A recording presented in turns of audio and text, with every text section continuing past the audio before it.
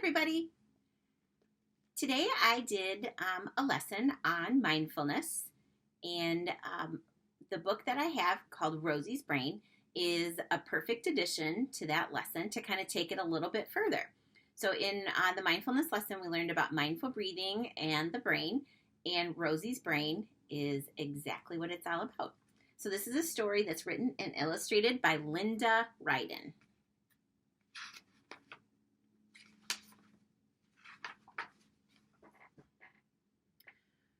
Rosie woke up on Saturday morning feeling excited. She had plans to play frisbee with her best friend Henry.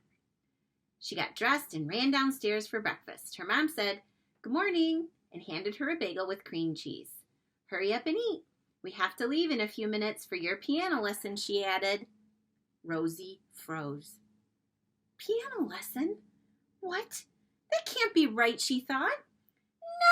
No piano, no piano, no, she screamed, and she threw her bagel on the floor. Her dog Tulip quickly ran over and carried it away to save for later. Rosie's mom was surprised, but she said calmly, "Rosie, you're flipping your lid. Why don't you go back up to your room and try to calm down? We can talk about this in a little while." Rosie was furious, but she stomped back upstairs and slammed the door to her room. She sat down on her favorite chair. She noticed that she was breathing really hard, like she had just run around the track a bunch of times. She also noticed that her face felt hot and her hands were scrunched into little balls. She opened her mouth to scream some more, but instead of her own voice, she heard a voice coming from the corner of her room. "This is totally unfair. We had plans. It's Saturday. I don't want to go to piano." Wah! Rosie looked in the corner and saw a little girl sitting in a laundry basket. She looked to be a little younger than Rosie, with pigtails sticking out on the sides of her head. "Who are you?" asked Rosie. "I'm your amygdala," she said, "but you can call me Amy. Nobody ever says my name right." "My arugula?" said Rosie. "No, arugula's like lettuce. I'm your amygdala. I'm part of your brain." Rosie touched her head. "My brain?" "Yep," said Amy. "I'm the part of your brain that reacts to things. I help keep you safe because I'm always watching out for bad things. In my book, there are only two ways to solve a problem: fight it or run away from it. Works every time. Well, it works sometimes. Remember that time your friend Henry knocked over your Lego tower and you screamed and pushed him over backwards?" "Oh, yeah," said Rosie. "That was me," said Amy. "Are you the reason I threw my bagel on the floor and slammed the door?" "Yep, me again," said Amy. "Huh. So I'm here now because of this whole play date disaster. I think this is possibly the worst thing that has ever happened," shouted Amy. "Now hold on there a second, Amy," said a sweet voice. "That's not quite right. Don't you remember when Rosie sat in dog poop at recess? That was much worse." Rosie turned and saw a kind-faced woman with round glasses and curly hair piled up into a big bun on the top of her head. "Who are you?" asked Rosie. "I'm your hippocampus, dear, but you can call me Miss Pickles." "My hippo what?" asked Rosie in surprise. "Hippocampus, dear. I'm another part of your brain. I'm the part of your brain that stores all of your memories. I take everything you see, hear, and do and store those memories away in your brain, just like books in a library."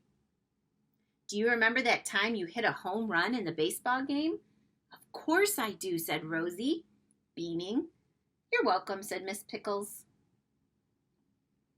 "But why are you called Miss Pickles if you're my hippocampus?" "Because your hippocampus is shaped like a little pickle," said Miss Pickles. "Hey, don't forget about me," shouted Amy. "I'm still really mad.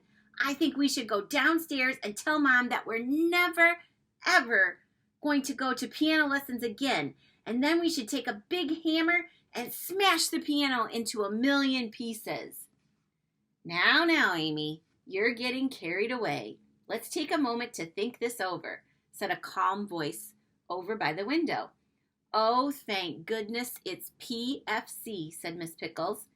PF who now? Asked Rosie. Hello, Rosie. I'm your prefrontal cortex, or PFC for short. I'm the part of your brain that thinks things over and makes good decisions. Rosie looked over and saw a tall, kindly woman wearing a peace sign necklace. Amy was screaming and throwing laundry out of the basket. Amy, please settle down so we can think, said PFC calmly. I can't, shouted Amy. I'm so angry, and the feeling is getting bigger and bigger and... Rosie, dear, don't you remember what your mom tells you to do when you flip your lid? Your mom says that when you're really angry or upset or scared, it's like your brain has flipped its lid and your amygdala, or Amy, takes over. You need to get your PFC back in charge. But how? Asked Rosie, covering her ears to block out the sound of Amy's noise. As I remember, your mom says that taking slow, deep breaths will help calm Amy down and let you think again. Do you remember how to do it? Asked Miss Pickles. Oh, yeah. We've been practicing mindful breathing. Rosie sat down and closed her eyes. She took a deep breath in through her nose and let it out slowly through her mouth. When she breathed in, she imagined that she had a little balloon in her belly and she was filling it up with air. And when she breathed out, she imagined she was letting the air out of the balloon. She breathed slowly in and out a while until she noticed that it was much quieter in the room. She looked over and saw Amy all curled up in the laundry basket taking a nap. Well, that's better, said PFC. Now that we're calm, let's figure out how to solve this problem. The thing is, said Rosie, I made plans to play Frisbee with Henry, but I forgot all about my piano lessons. Oh, sorry about that, said Miss Pickles. It's okay, said PFC. I've got an idea. Why don't you ask Henry if he can meet you at the playground after your piano lesson? That's a great idea, said Rosie. I actually really like my piano lessons. I was just excited about Frisbee. Gee, it's so much easier to think now that I'm calm. Oh, Rosie, don't you think that there's something else that you need to do? Right. Thanks for reminding me, said Rosie. Rosie opened her door and almost tripped over Tulip, who was happily gnawing on her bagel.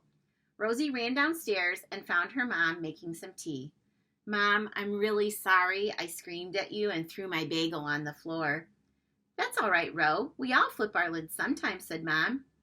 Yeah, that's for sure. But once Miss Pickles and my PFC helped me calm Amy down, I felt much better, said Rosie. Mom looked a little confused, but she was glad the tantrum was over, and she smiled and said, all right, honey, that's great. Want a bagel? Cinnamon raisin, your favorite. Thanks, Mom. Hey, is it okay if I play Frisbee with Henry after my piano lesson? Sounds like a great plan, said Mom.